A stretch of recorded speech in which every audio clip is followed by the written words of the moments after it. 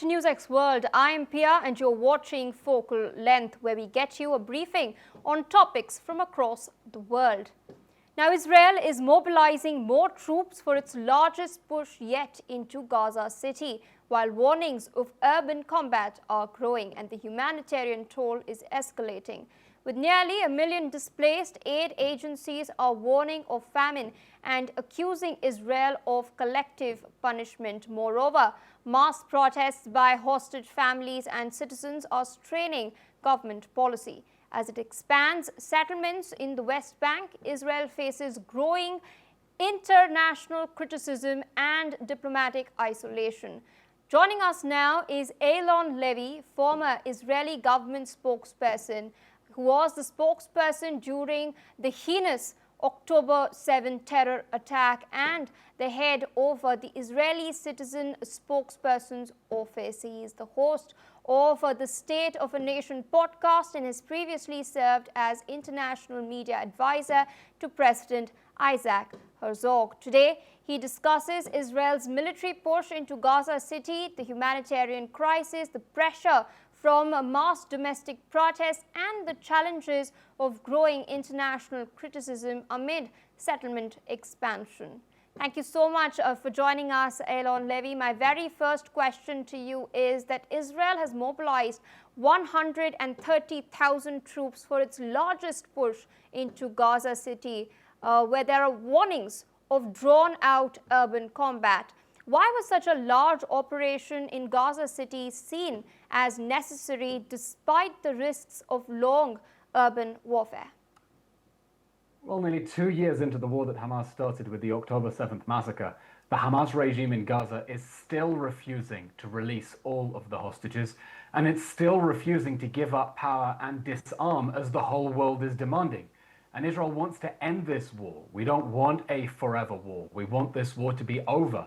And this war can only end when Hamas is removed from power and returns all of the hostages, or else we're going to be trapped in a never-ending cycle of violence. So Israel is telling Hamas now, you must accept the demands of the entire world. Free all the hostages, give up power, relinquish your arms, and allow everyone to move on. And if you will not do that voluntarily, then Israel will capture Hamas's last stronghold, Gaza City, doing everything it can to minimize harm to civilians and to remove that terrorist regime from power and force it to release those hostages back to their families. All right, a quick follow-up. Nearly 1 million Palestinians are being displaced and a lot of shortages of food, of water and medicine have now been reported as well. How does Israel justify its campaign, especially when the humanitarian toll in Gaza is worsening daily? Israel understands that if this war does not end with the end of the Hamas regime, the next war is a matter of time. And that's because Hamas is a jihadi regime that is sworn to Israel's destruction. And if this war ends with Hamas still in power, still holding hostages, still hiding in tunnels, then it will prepare for the next war and the next October 7th massacre, and we will see it invade again and try to take hostages from their homes. So the question now is, how do you remove Hamas from power? And no one is doubting that the toll on civilians in Gaza has been very serious. But that's why Israel is urging them to get out of harm's way. It's telling civilians, Hamas is fighting out of a network of tunnels under your feet.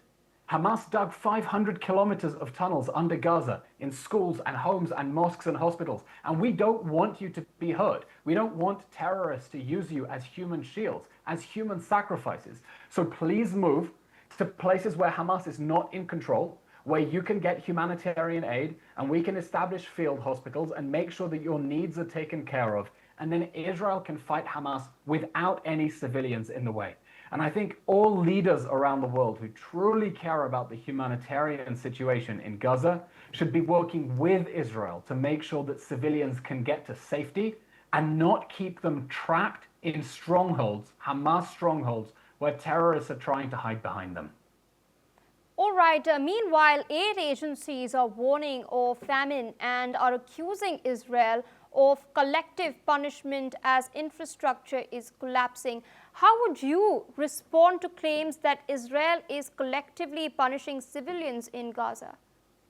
Look, we're seeing a really malicious political campaign now to try to force Israel to end the war with Hamas still in power. Let's look at the facts. Since May, Israel has let in over 9,000 trucks of aid into Gaza. Since the beginning of the war, nearly 2 million tons of aid. There is no other example in history of a country facilitating so many supplies into enemy-held territory when we know that the enemy is hijacking it and taxing it and still holding hostages. But that is what Israel is doing to try to keep Palestinian civilians safe. In fact, just yesterday, the Israeli government approved $500 million of Israeli taxpayer money in order to feed the people in Gaza, because this is a war against Hamas, not against the people of Gaza. But yes, there is a hunger crisis in Gaza. There is a hunger crisis in Gaza because the Hamas government of Gaza has been hijacking aid for its own fighters and for its own people.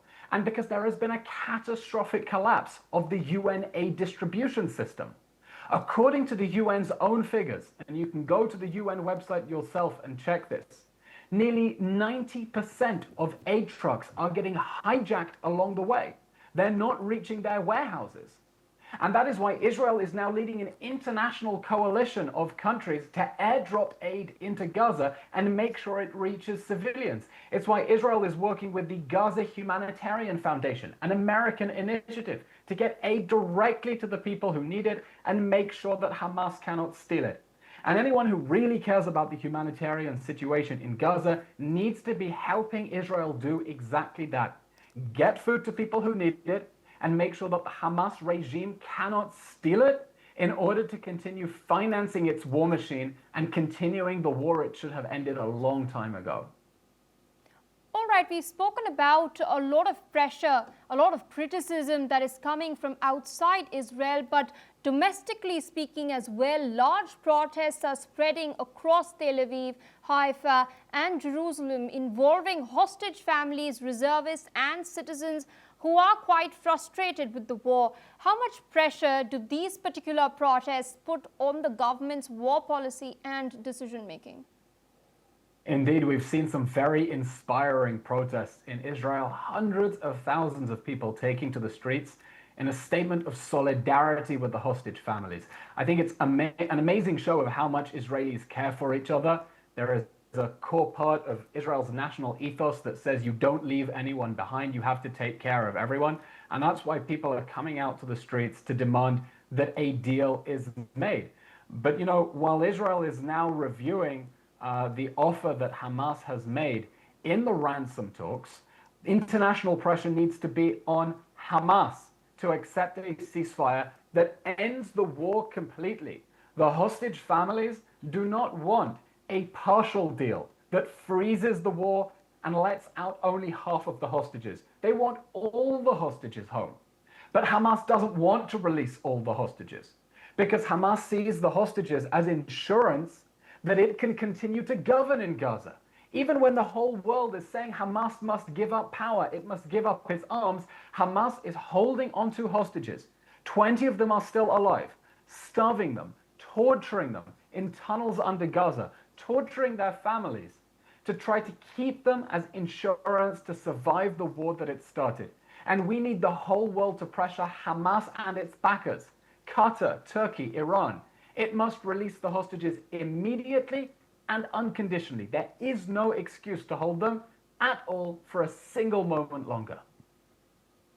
All right, and speaking of Israel's allies, traditional allies are now becoming critical, with Europe now considering embargoes and sanctions as well.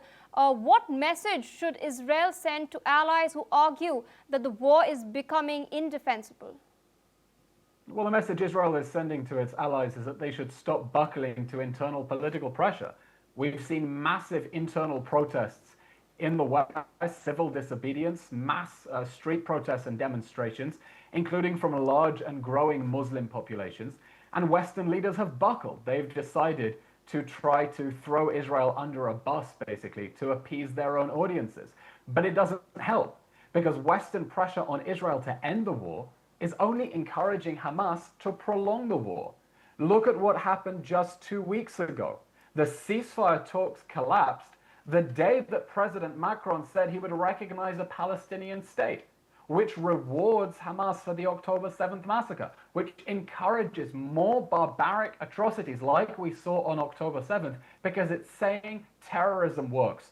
So Israel is very disappointed with its allies. It knows that if, God forbid, they were ever to suffer such a horrific invasion like October 7th, they would not allow a jihadi regime to continue to rule on their borders. Israel would certainly not undermine their efforts to get hostages back. It would not sabotage those ceasefire talks.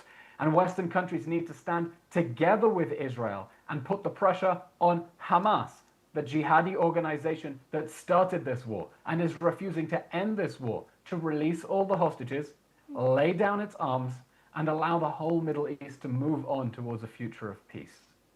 All right, my last and final question. Israel has revived the E1 project in the West Bank, approving thousands of new homes that critics say cut off prospects for a two-state solution. So why move ahead with settlement expansion now, especially when Israel is already under intense global scrutiny? I think the E1 project is a lot of manufactured hype over nothing. If you look at it on a map, we're talking about a couple of kilometers. It's a very small area. And it's a small area that connects Israel's capital city, Jerusalem, to a suburb just outside it, Ma'ale Adumim. That's a city. It's never going to be separated from Jerusalem. Israel is never going to divide Jerusalem, and it certainly needs a protective buffer around its capital city.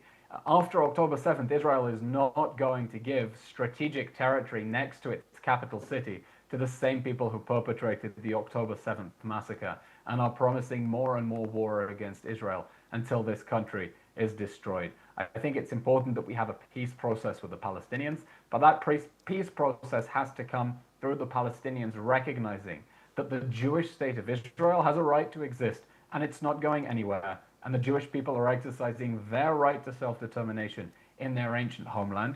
And if they accept that, then the sky's the limit for peace. All right, thank you so much, Mr. Eylon Levy, for speaking to us on Focal Length. And with that, it's a wrap on this particular episode. For more international news and updates, stay tuned on NewsX World.